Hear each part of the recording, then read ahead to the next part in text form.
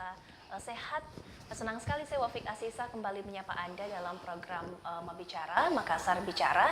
Nah, tema kita pada sore hari ini terkait dengan bagaimana pelayanan perusahaan daerah air minum PDAM Kota Makassar di utara dan juga di wilayah timur Kota Makassar. Nah, untuk membahas hal ini lebih jauh sudah hadir di studio Fajar TV narasumber kami kali ini Pak Muhammad Idris Tahir SOS, Kabak Humas PDAM Kota Makassar. Assalamualaikum Pak. Waalaikumsalam warahmatullahi wabarakatuh. Apa kabar Pak hari ini? Alhamdulillah baik, walaupun sedikit tergopoh-gopoh.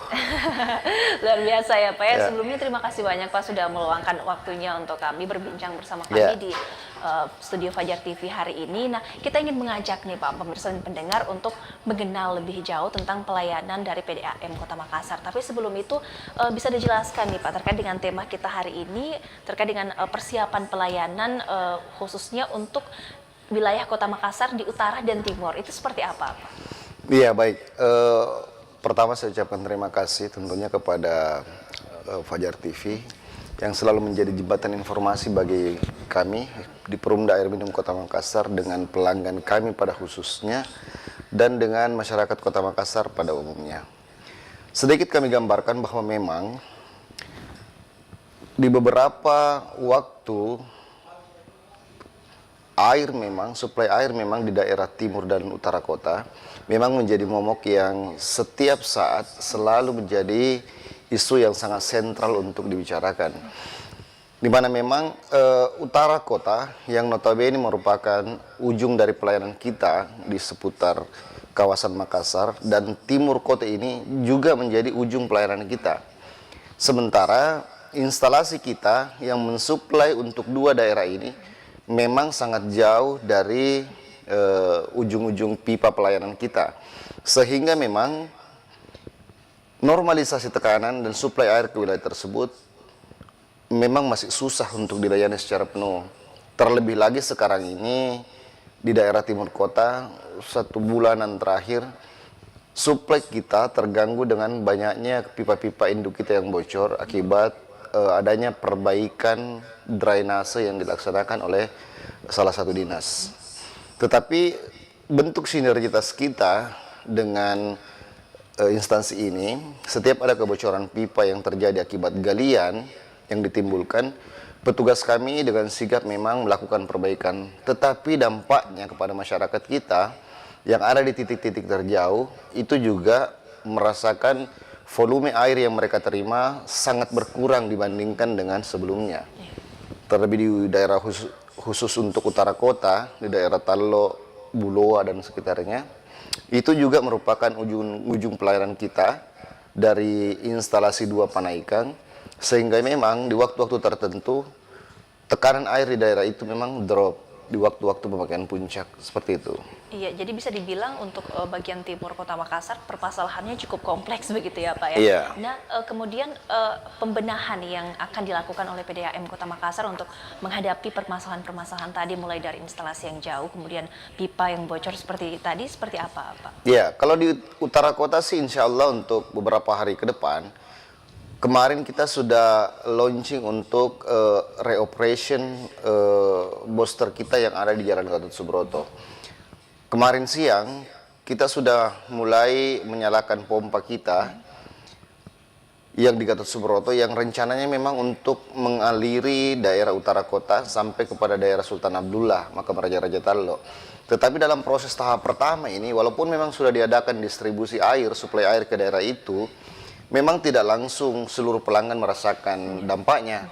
Karena kita harus mengisi pipa-pipa kosong yang sudah sekian lama. Terus juga normalisasi tekanan air di dalam pipa juga harus menjadi pertimbangan.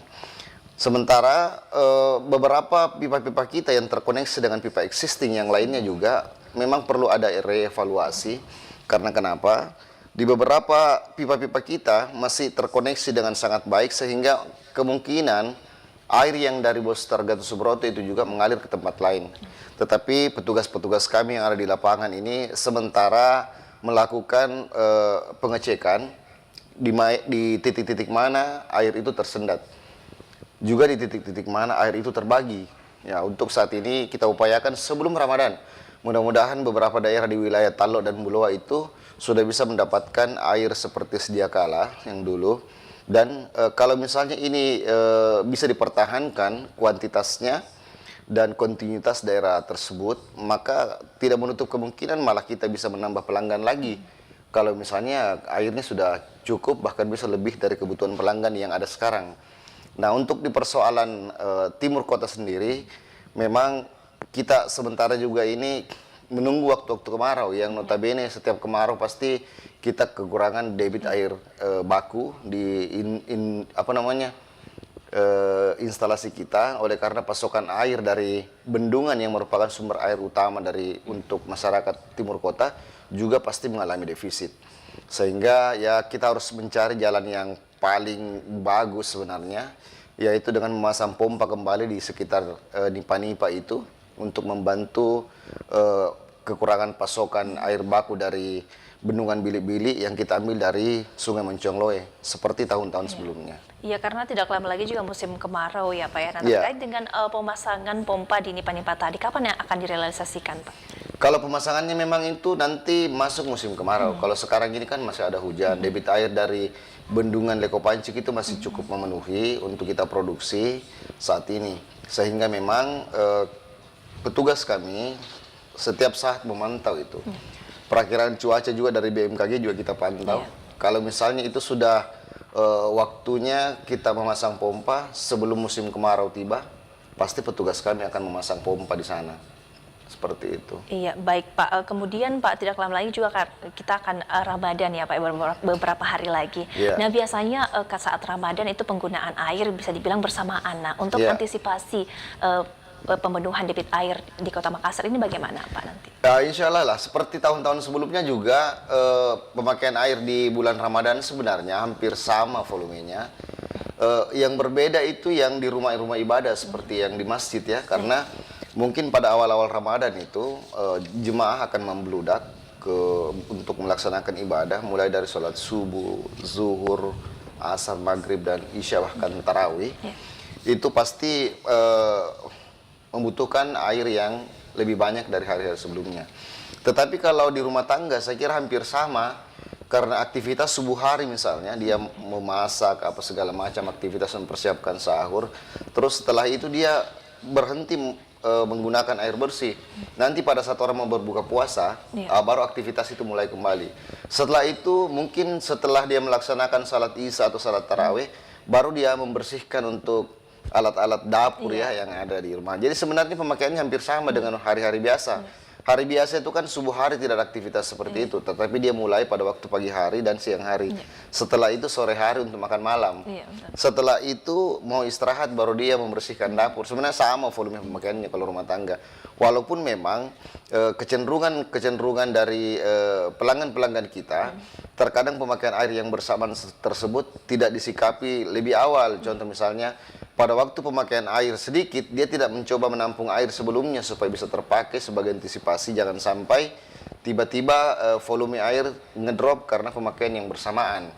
Nah, untuk bulan Ramadan sendiri, kita berencana ada melakukan program untuk pemenuhan air di rumah-rumah ibadah itu. Kalau misalnya ada rumah ibadah yang membutuhkan bantuan armada mobil tangki, kalau persediaannya berkurang, maka kita siapkan beberapa armada mobil tangki untuk membantu mengisi penampungan air yang ada di masjid tersebut. Jadi nanti proses pelaporannya masyarakat bisa langsung melapor ke Bisa, PDAM boleh, ya Pak ya? boleh. Permintaannya silahkan saja. Iya, baik Pak. Kita akan lanjutkan lagi ya Pak obrolannya usai jeda berikut ini. Kami masih akan melanjutkan seperti apa pembenahan-pembenahan yang dilakukan oleh PDAM Kota Makassar selama tahun 2022 ini. Kita akan lanjutkan usai jeda berikut ini.